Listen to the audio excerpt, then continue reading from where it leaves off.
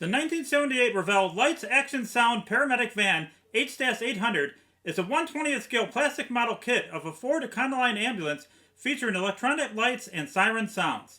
It is a vintage skill level 2 or easy kit that requires assembly and painting, aimed at ages 10 to adult.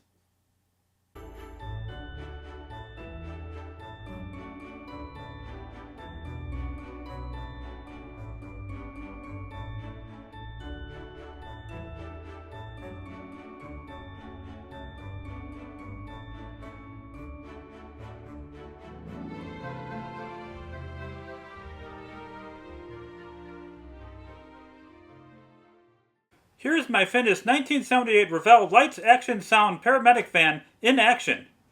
It features flashing lights, gear shifting, and siren sounds.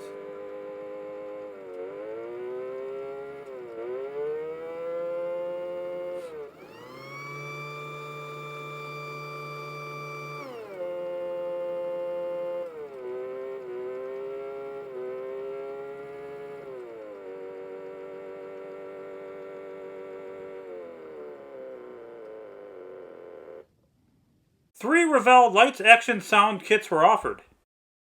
A police motorcycle, model H-802, a paramedic van, model H-800, and a Coast Guard rescue chopper, model H-801. Unboxing and inventory. I purchased my 1978 Revell Lights Action Sound Paramedic Van from a buyer on eBay.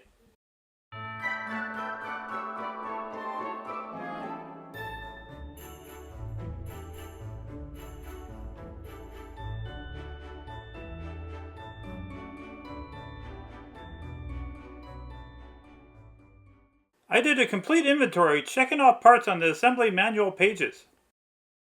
Some of the parts were already assembled into sub-assemblies. Missing were some discrete electronic parts which I could supply from my stock. I put all of this model's parts back in the box after inventory, with the original printed instructions. Van assembly.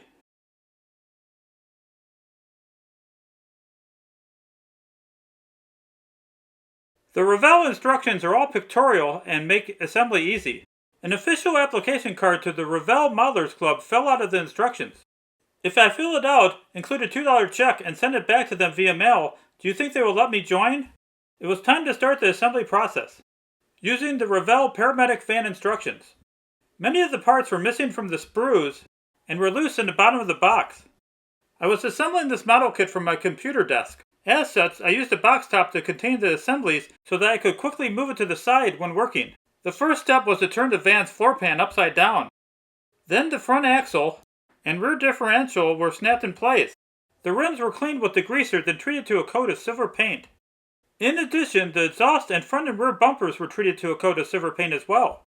I detailed the Ford Econoline van body by painting the door handles and key locks silver on both sides, and the rear door handle and key lock as well. The recently painted exhausts were snapped in place to the van's floor pan. The tires were removed from the sprue, then the painted rims were snapped in place to the tires. Rims with tires were snapped in place to the axles. The van's floor pan was then turned over, and the center console was removed from the sprue and installed on a floor pan. The seats snapped into the floor pan as well. The dashboard and steering wheel were removed from the sprue, then the steering wheel was glued to the dashboard. The dashboard snaps to the van's floor pan as well. The original grain of wheat light bulbs were missing from the kit. I purchased tiny pre-wired LEDs from Amazon to replace them. The pre-wired LEDs were taped to the van's partition. These LEDs will light up the van's light bar.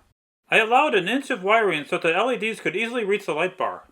The wiring for the pre-wired LEDs were sandwiched between the other part of the partition. The Ford Econoline body was turned upside down, then the windshield was installed. It was secured with model plastic glue at the pillars. The pre-wired LEDs attached to the van's partition were threaded through the holes in the Ford Econoline's roof. Then the partition was snapped in place inside the Ford Econoline's body.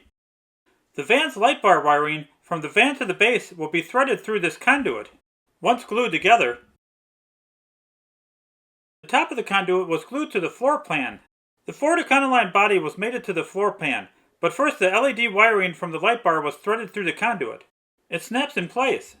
The rear bumper attaches to these floor pan attach points. The rear bumper is attached by pressing it down on the floor pan attach points, while the front bumper/grille attaches to the front of the Econoline van. But first I had to remove the masking tape from the paint job. The bumper/grille snaps in place as well.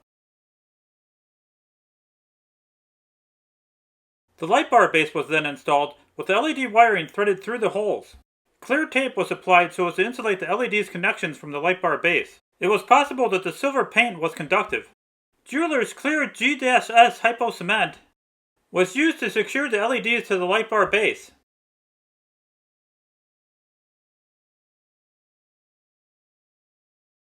Finally, all the LEDs were secured to the light bar base. Motor testing and repair. The DC or direct current motor used to automate this model did not work. Note, you need to manually spin the motor shaft to get it turning, even when it is working correctly, as per the assembly manual.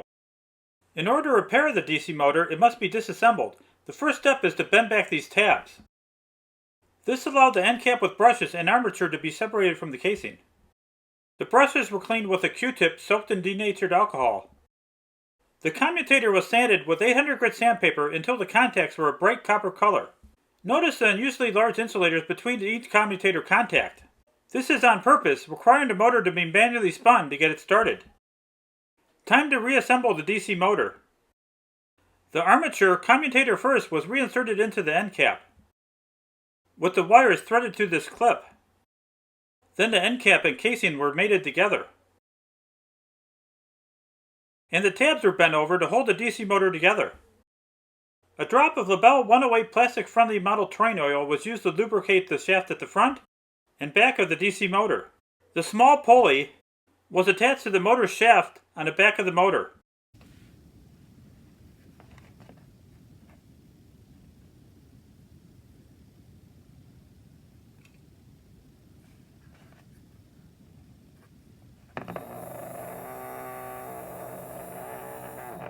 Now the DC motor works as expected with an encouraging spin.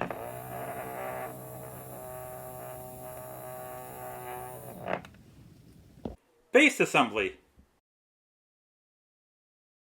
Some of the base parts were already assembled by the previous owner. The stripped ends of the wires included with the set were tarnished with age, and I had to sand them before use. I had to mend this crack with superglue near the rivet hole. This kit uses copper rivets to secure the wiring in place. Revell 106 PTFE grease was applied to the end of the shaft. A previous owner had put this assembly together, then taken it apart, breaking off 2 of the pins. They also already assembled a switch mechanism which turns the light bar's lights on and off. I used a pin vise drill to clear the broken pieces from the standoffs.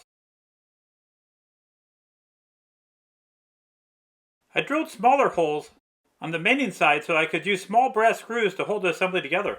The shaft and DC motor were mounted. Then the mating side was put in place, and 2 small brass screws were used to secure it together. The large pulley was attached to this shaft. I used a spare cassette drive belt to connect the 2 pulleys together, as the original rubber band belt was missing from the kit. The pin that held the button to the starter lever had broken. I used my pin drill again to drill a small hole in the center of the button and into the starter lever as well. I inserted a small finishing nail down the center of the button, then mated the button and starter lever together to test the dry fit. The button was detached from the starter lever for now. The kit did include 1 rubber band. It was threaded through the hole in the starter lever, then looped over to form a knot.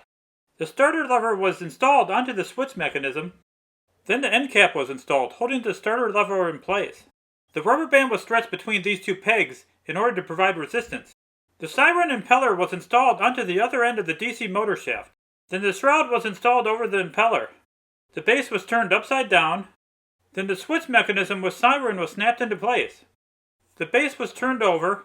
As mentioned earlier, a small hole was drilled into the starter lever. A drop of superglue was dripped into the hole. The starter button with the trim nail in the center was pressed into the small hole in the starter lever. The self-tapping screws used to hold the battery tray to the base were rusty. I sanded the heads of the screws to remove the rust, cleaned them, then applied clear spray paint to prevent them from rusting in the future. The battery tray was then installed into the base. and held in place with the recently refurbished self-tapping screws. Missing in the kit was the three 1N4001 silicone diodes and a 3.9 ohm quarter-watt resistor that I had to provide. The kit included this tool to insert the copper rivets. The leads of the diodes and the resistor were bent at a 90-degree angle and then trimmed. The diodes and the resistor were installed with the provided rivets to the keyboard. The diodes are polarized and need to be installed in the right direction, with the white band indicating polarity. In addition, three 2.5-inch red wires were also placed under the copper rivets, then threaded through to the other side. First, I had to sand the ends of the wires to remove years of tarnish buildup. The 9-inch wire end was inserted into this hole. Then the copper contact strip was placed on top and held in place with a copper rivet. I performed continuity checks, pressing down on the copper contact strip at different points over each copper rivet head to make sure everything was in order. The keyboard was then mounted into the base and held in place with two provided self-tapping screws. The short red wire was twisted to the red wire of the battery tray, then put into a hole in the keyboard and secured in place with a provided peg. The speaker was installed and secured in place with a dab of E6000 adhesive. These two red wires were twisted together. One end goes to the switch mechanism, the other goes to the keyboard. Later I decided to solder each twisted wire connection together. It was time to consolidate the connections to the LEDs in the light bar. All the black or negative leads were connected to a single black wire. Two red connections each were connected to a 1K 1/8 watt current limiting resistor with a red wire connected. It was time to test the light bar wiring. All LEDs in the light bar lit up when connected to a 6-volt lantern battery. Heat shrink tubing was used to insulate all exposed light bar wiring. All the light bar wiring was routed through a hole in the top of the base. A dab of my favorite clear adhesive, E6000, was placed on each tire in order to secure the Ford Econoline van to the base. I had to make sure I didn't kink the light bar wiring during the process. The blue wire to the speaker and DC motor were connected to the red wire on the keyboard. In addition, this connected to the negative lead of the 100 microfarad 16-volt electrolytic capacitor, which I also had to provide as it was missing from my kit. I soldered this connection point together, then inserted it into the hole in the keyboard. The connection was secured in place to the keyboard with a dab of E6000 adhesive. The red wire from the speaker was connected to the red wire on the keyboard. In addition, it was connected to the positive lead of the 100 microfarad 16-volt electrolytic capacitor. This connection was also soldered together then inserted into a hole in the keyboard. The connection was also secured in place to the keyboard with a dab of E6000 adhesive. All the black connections, including the black connection from the light bar, were soldered together. Then inserted into a hole in the keyboard and secured with a provided peg.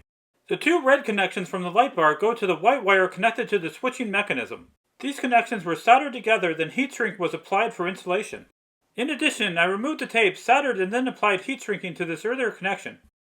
I used a self-adhesive tie mount and stuffed the rest of the wiring under the battery tray in order to neaten things up under the base. Testing. The required C batteries were installed, observing polarity so that I could perform electrical testing. The key was turned counterclockwise and the button closest to the key on the right was held down while the start button to the left was pushed then released quickly. This caused the internal DC motor to turn. Moving from button to button to the right and away from the key speeds up the internal DC motor. Finally, pressing the button all the way to the right triggers the siren.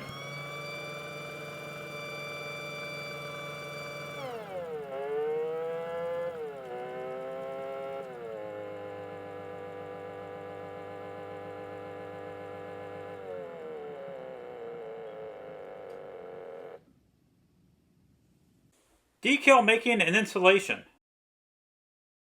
The original water slide decals were missing from my kit, but I found an electronic copy in PNG format of the decal sheet. An issue was finding the right scale to print the replacement water slide decals. I printed them on standard paper using different scaling. I discovered 44% scaling was the right fit by matching the grille decal with the ambulance front end. Amazon offers a variety of water slide decal paper that can be printed on using an inkjet or laser printer. I chose the Koala White Matte for the laser printer, and the Sunny Scopa Clear for the laser printer as well. Many of the Paramedic van and base decals were white. Through trial and error, I determined that it was nearly impossible to get good white decals using clear or white water slide decal paper. As such, I printed the white decals in black. I printed one set of decals at 44% scale, both to the clear and white water slide paper. I then used an online graphics utility, Canva, to invert the colors and print at 44% scale to both clear and white waterslide paper as well. Here is my decal application setup. A bowl of room temperature water is needed for waterslide decal application. Once cut, the decal is immersed in the water until it can be determined that the decal can be easily slid off the backing paper. The front grille was a decal cut from the white waterslide paper, while the rear taillights were cut from the clear waterslide paper. The light bar was covered in a blue and white decal from the clear waterslide paper. Both the Paramedic decals on the van and the white dial and control labels on the base were from inverted color prints on clear and white waterslide paper. The gauge dials were from clear waterslide paper over the white waterslide paper background. The light bar had a light bar lens installed. The siren speaker, when installed, holds the light bar lens in place. Conclusion.